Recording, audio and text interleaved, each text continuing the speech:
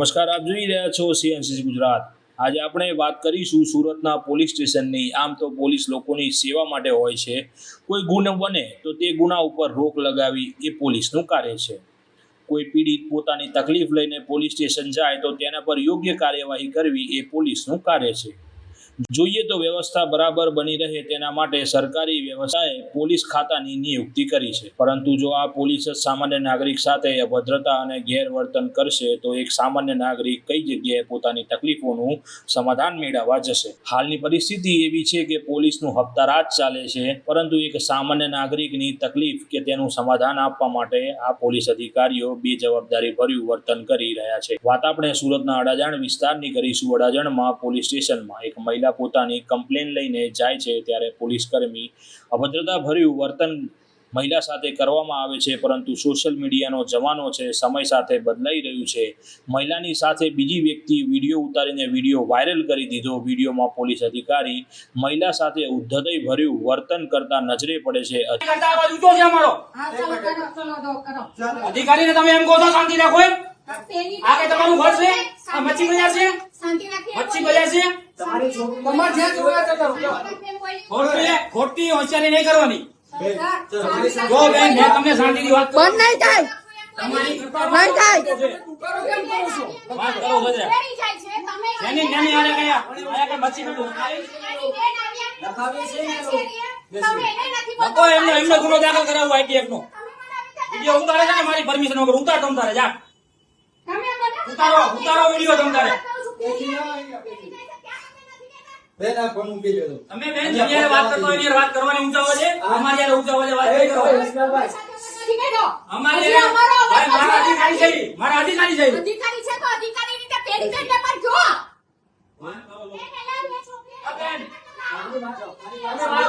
જાઓ તમારી તપાસ અમે કરી દઈશું। જાઓ મારી વાત સાંભળો એના વિરુદ્ધ એના વિરુદ્ધ અરજીમાં નામ છે સામેવાળા, એના બે નિવેદન લેવાના છે અમારે, બરોબર? એની બે બેનું નામ, એના બે નામ છે, એટલે એના નિવેદન લેવાના છે અમારે। તમારી છોકરીને વાત કરો પણ ધીમે ધીમે વાત કરો, ઊંચા અવાજે વાત ન કરો। તમે તમારી છોકરીને તારે 2 કલાક વાત કરો, હું તમને ના નથી પાડતો, પણ વાત કરવાની રીત હોય કોઈ એ છે। આ કોઈ મચ્છી માર્કેટ નથી, આ મચ્છી માર્કેટ નથી। વારંવાર વિડીયોમાં આ શબ્દનો ઉપયોગ કરી મહિલાને ધમકાવતા નજર પડે છે। કદાચ આ પોલીસ અધિકારીને સમજવું જોઈએ કે પોલીસ સ્ટેશને આવેલ કોઈ પણ સામાન્ય નાગરિક સાથે આવું વર્તન ના થવું જોઈએ। પોલીસ સ્ટેશનમાં જતાં જ જાણે એક સામાન્ય નાગરિક ગુનેગાર બની જતો હોય છે। આવું વર્તન પોલીસ સ્ટેશનમાં અવારનવાર જોવા મળતું હોય છે। એક સામાન્ય નાગરિક પોલીસ સ્ટેશનમાં જતાં પણ વિચાર કરે છે અને પગથિયું ચડતા 100 વાર વિચારવું પડે છે।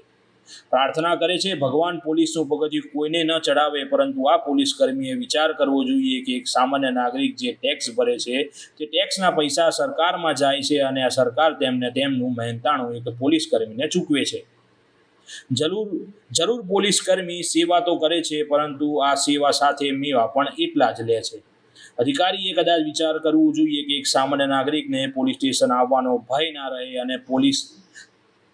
ના રહે અને પોતાની આપવીતી કે તકલીફ ખુલ્લા મનથી પોલીસ સ્ટેશને કહી શકે તેવું વર્તન એક પોલીસ સ્ટેશનના પોલીસ અધિકારીઓનું હોવું જોઈએ। જે સામાન્ય નાગરિક છે તે આજે પોલીસ સ્ટેશન જવામાં પણ ખચકાટ કરે છે। આ ખચકાટને હવે દૂર કરવાનો સમય થઈ ગયો છે। સામાન્ય નાગરિક સાથે આવા અધિકારીઓ જે ઊંચા અવાજથી અને દબાવી દેવાના ભાવથી જે વર્તન કરે છે તે વર્તન થવું જોઈએ નહીં, તેની ખાસ અધિકારીઓએ તકેદારી રાખવી જોઈએ।